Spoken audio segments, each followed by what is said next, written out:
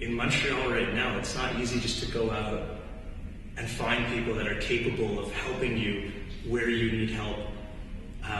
And obviously in a startup, it's not just a matter of finding these people, it's doing it efficiently under a certain budget and also quickly. To find people takes a tremendous amount of time, and District 3 was able to help us get the necessary people on board within a matter of weeks, which I never imagined that was possible until we came here. District 3 was not only able to help me find people, but what I found very quickly was that District 3 helps in so many other ways.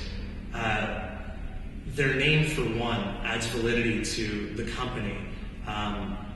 And in so doing, we're able to go and ask for grants and loans and present to investors. And by using the name District 3 that we partner with them, it gets us further than when we were on our own.